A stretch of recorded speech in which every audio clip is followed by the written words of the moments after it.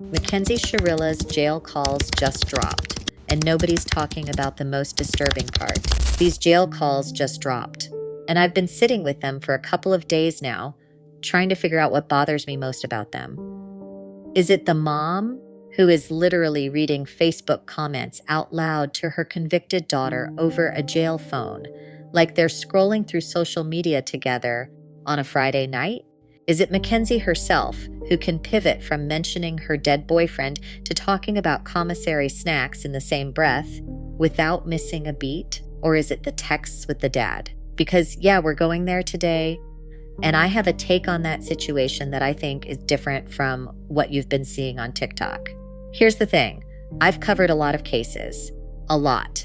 And every once in a while you come across one where the crime itself is almost secondary to what the family dynamic reveals, where the calls and the texts and the unguarded moments tell a story that the courtroom never could. This is one of those cases. Today, we are going deep on the Mackenzie Shirilla jail calls, the ones that just came out this week. We're talking about her mom, her dad, and the thing that's been nagging at me since I finished listening to all of this. Stay with me, because the most disturbing part of these calls is not what you think it is. Quick context for anyone new to this case, because you need the foundation before the rest of this lands properly. July 2022, Strongsville, Ohio. Mackenzie Shirilla is 17 years old. She gets behind the wheel of a car with two people she claimed to love: her 20-year-old boyfriend, Dominic Russo, and their friend, Davion Flanagan, also 20. At some point on Alameda Drive, that car hits over 100 miles an hour and drives straight into a concrete wall. Dom and Davion both died. Mackenzie survived. The prosecution's argument was straightforward. This was intentional. She had been sending threatening messages in the weeks before. She had volatile behavior patterns. The speed and the trajectory of the car pointed to a deliberate act. The defense threw everything at the wall. A medical episode, a car malfunction, even the suggestion that Dom may have grabbed the wheel himself. None of it stuck. The jury convicted her. The judge sentenced her to 15 years. Then Netflix released a documentary called The Crash, and this case went viral all over again. New audience, new scrutiny, new attention. And with it came a massive amount of evidence that's been slowly making its way into the public. Phone records, jail calls, text messages. A podcaster named Annie Ellis has been going through all of it and releasing episodes. The most recent one, dropped just a few days ago, focuses on the jail calls between Mackenzie and her mother, Natalie. And separately, there are text messages between Mackenzie and her father, Steve, that have been spreading across TikTok and Instagram Reels. That's what we're breaking down today, all of it. And I want to start with the dad texts, not because they're the most important thing, but because I know that's what a lot of you came here for, and I'd rather address it up front than make you wait 25 minutes. Okay, the warm milk texts. Here's what's circulating if you haven't seen it. There are screenshots of text conversations between Mackenzie and her father, Steve. Multiple messages, different dates, all sent late at night, 11:30 p.m., 1 a.m., 3 a.m. in some cases. And in these messages, Mackenzie is asking her dad to bring her warm milk. On its face, warm milk is a thing. It's supposed to help you sleep. Some people drink it. Fine. But here's why the internet went sideways with this. First, the timing. These are middle-of-the-night requests. Repeatedly. Not, "Hey, Dad, can you bring me warm milk sometime tomorrow?" Like right now in the middle of the night. Second, Mackenzie was known to order dairy-free at Starbucks. Oat milk, almond milk, that kind of thing. So people started asking, why is someone who avoids dairy asking for warm milk at 2 in the morning? Third, the overall context of this case. A household with almost no apparent parental boundaries. Mackenzie reportedly took over the master bedroom, was essentially living without rules, and moved out before she was even 18. TikTok put all of that together and landed on a very specific conclusion, that warm milk was code. And the implication being made is that it referred to a sexual relationship between Mackenzie and her father. Here is my honest take on this.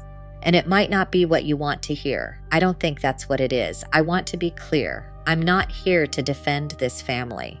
I'm not a Mackenzie apologist in any way. But I think being accurate matters, especially when the accusation is this serious. What I actually think is more likely is that warm milk was code for something, just not that. There has been persistent speculation, and I want to be clear this is unconfirmed, that Dom Russo was Steve Shirilla's source for marijuana. That one of the reasons Steve was so comfortable with Dom being around, being in their home, being in his teenage daughter's life, is because Dom was his supplier. If that's true, and again, it has not been confirmed, then it's not a stretch to imagine that warm milk was code for something drug-related, a delivery, a product, something you don't want to put in a plain text message. Could I be completely wrong? Absolutely. And if new information comes out that changes this picture, I'll address it directly. But here is what is not speculation. The dynamic between Steve and his daughter was deeply troubled regardless of how you interpret those texts. What you hear from Steve in these calls is not what a healthy father sounds like in this situation. He's not grieving for Dom. He's not saying, I wish none of this had ever happened. He's furious, ranting about corrupt prosecutors, biased judges, detectives who lied. He says at one point that if he had a magic wand, he wouldn't go back and help the victims first. He would make everyone who is against Mackenzie disappear. Not, I wish Dom was still alive. He wants her critics to vanish. That is a profound inversion of what actually matters here. And it tells you a lot about the household Mackenzie grew up in, regardless of what warm milk means. Now the mom. And this is actually the part I keep coming back to. The part I think deserves more attention than the dad texts. Because the dad texts are shocking in an obvious way, but the mom calls are disturbing in a quieter, more insidious way. And I think they explain more about who Mackenzie Shirilla is than anything else in this entire case. Let me paint the picture. Mackenzie is in county jail. She has been convicted of murder. 2 people are dead because of what she did. She calls her mom. And Natalie, instead of any of the heavy, difficult conversations you would expect, is reading Facebook comments out loud over the phone. Not once. She does this multiple times across multiple calls. She finds long anonymous posts defending Mackenzie on YouTube videos and Facebook pages, and she reads them word for word to Mackenzie while Mackenzie listens and reacts like they're watching reality TV together. One of these posts is massive, paragraphs long, and Natalie reads the whole thing, and at the end, Mackenzie says, I love whoever that is. We need to find out who that is. And Natalie says, I know, I love them too. Keep talking, buddy. I need you to sit with that for a second. 2 men are dead. Dom Russo's family is living in permanent grief. Davion Flanagan's family is living in permanent grief. And this mother and daughter are fangirling over an anonymous Facebook commenter who's posting conspiracy theories in their favor. But here's what makes this more than just tone-deaf behavior. Here's what makes it actually revealing. This is not new behavior from Natalie. There's documented context here. When Mackenzie was hospitalized immediately after the crash, Natalie was reportedly already contacting modeling agencies, reportedly asking police what they thought public perceptions would look like on social media, running Mackenzie's Instagram account, while the Russo family was being told Dom wasn't coming home. So when you hear these jail calls and Natalie is obsessing over comment sections and Instagram bios and who's posting what on Facebook, that's not a mother who lost the plot under pressure. That's just Natalie, unfiltered, being exactly who she has always been. And that changes how you read Mackenzie entirely. There is a specific moment in these calls that I keep thinking about, and I want to walk you through it carefully because I think it is the single most revealing exchange in all of this material. Mackenzie is preparing what she is going to say at sentencing, and Natalie is helping her write it, essentially dictating it to her. Natalie drafts something directed at Dom and Davion's families, something like, I'm so deeply sorry. I hope one day you can see I would never have let this happen or done this on purpose. And while they're going back and forth on the wording, Mackenzie says she also wants to say something about how the prosecution and the judge have been making her look like a monster. And here's the thing that got me. Natalie doesn't say, Mackenzie, this is not the moment for that. She says, be careful with your wording. She says, don't say anything that could be used against you. Every note is strategic. Every adjustment is about optics and legal exposure. There is not one moment, not one, where either of them steps back and says, 2 people died, Whatever happened in that car, 2 people are gone. Maybe this statement should just be about them. That moment never comes in any of the calls. And then Mackenzie says something that genuinely stopped me. She's talking about the judge, and she says, "They'll figure out who I am very soon." I've been thinking about that line ever since. She genuinely believes that if people just understood her better, none of this would be happening. That the real her, once revealed, would change everything. That this is fundamentally a misunderstanding. 2 people are dead, and she's waiting to be understood. Here's something else from these calls that doesn't get enough attention. Natalie is actively managing Mackenzie's social media presence while she's in jail. They discuss it openly on these recorded calls.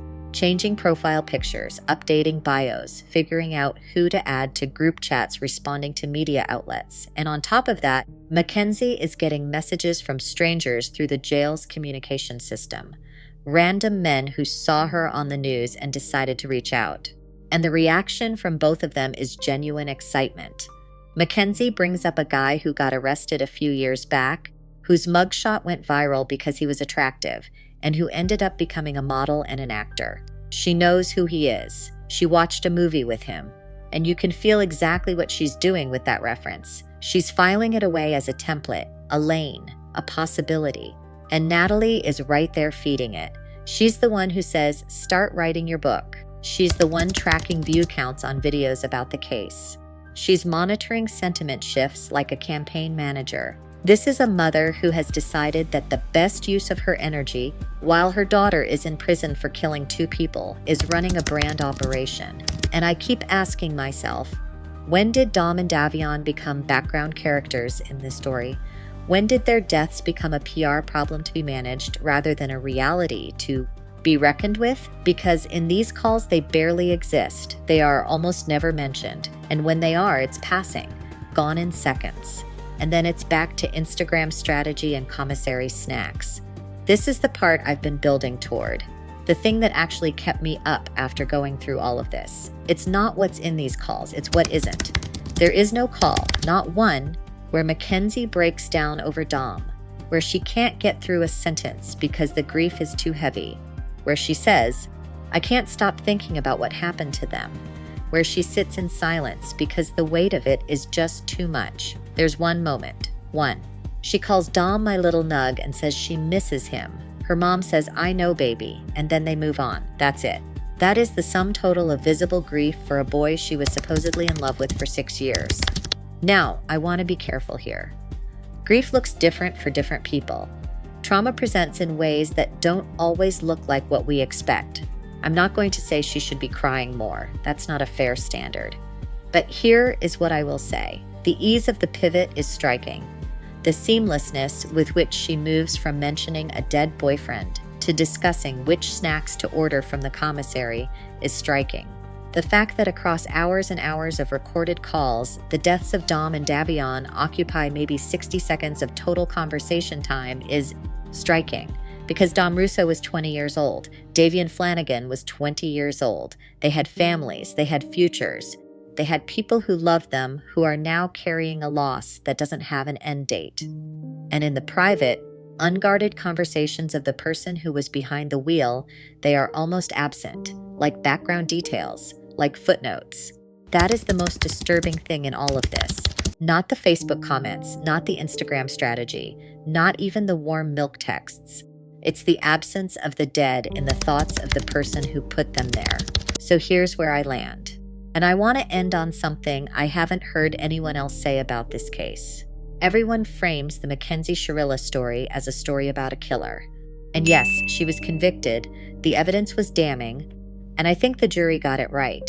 But I think the more honest framing is that this is a story about a failure of love, not the absence of love, the failure of it. Because Natalie loves Mackenzie, Steve loves Mackenzie. In their own way, in their own broken framework, they love her. The problem is that their love never asked anything of her, never held her to anything, never said, "You are responsible for your choices and their consequences."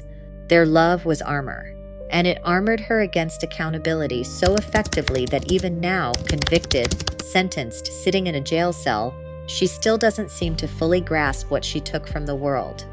Dom Russo's parents lost a son. Davion Flanagan's parents lost a son.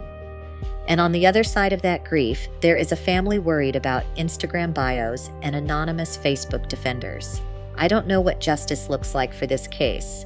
The jury decided 15 years. Maybe that's right. Maybe it's not enough.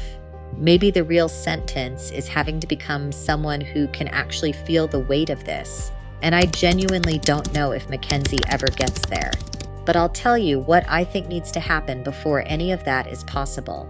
She needs to spend a lot less time on the phone with her mom. If you made it this far, drop your take in the comments. I want to know what you made of these calls, especially the mom dynamic, because I feel like that's the conversation that doesn't get enough space in this case. If you're new here, subscribe. We cover cases like this every week, and we actually try to say something real about them. See you in the next one.